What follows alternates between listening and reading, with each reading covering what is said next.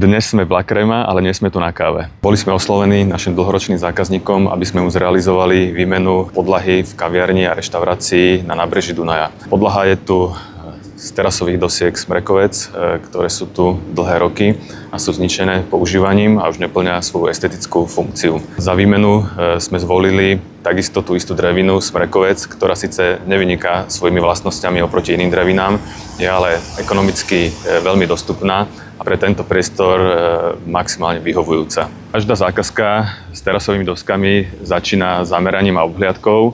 Dnes sme sa tu stretli, aby sme všetky detaily a súvislosti, ktoré súvisia s realizáciou, posúdili a prebrali s investorom. Riešili sme tu povrchovú úpravu terasových dosiek, ktoré po pokladke bude nutné natrieť, aby drevo neostalo surové, nakoľko by sa špinilo.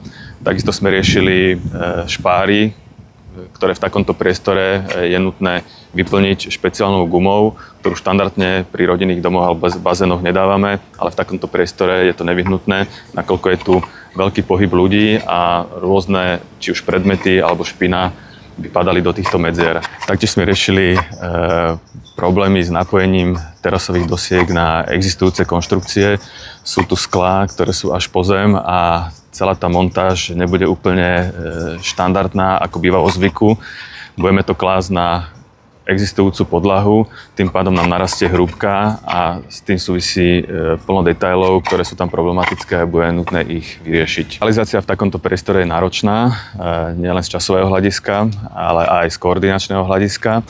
Nakoľko je to priestor, kde v priebehu dňa je plno ľudí, nie je možné tu vykonávať tieto práce počas pracovnej doby, ale je nutné takisto aj zameranie a obhliadku vykonávať či už v skorých ranných alebo neskorých večerných hodinách. Preto sme sa tu aj dneska stretli takto skoro ráno, aby ešte, keď ľudia neprichádzajú do kaviarne, sme tu vedeli vykonať zameranie a obhliadku.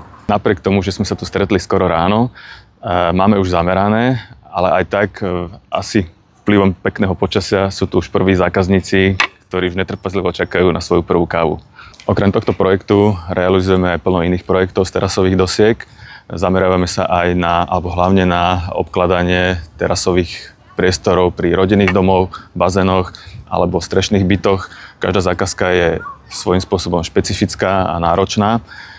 Nepoužívame samozrejme len tieto ekonomické dreviny ako Smrekovec, ktorý je vhodný pre tento priestor, ale používame aj hlavne exotické dreviny, ktoré preferujeme a radíme našim zákazníkom a ktoré majú aj tá dlhšiu životnosť. Všetky tieto dreviny si viete pozrieť u nás v našom showroome na Rožňavskej ulici v Redna centre, kde vám ich odprezentujeme a poradíme vhodnosť použitia pre váš priestor.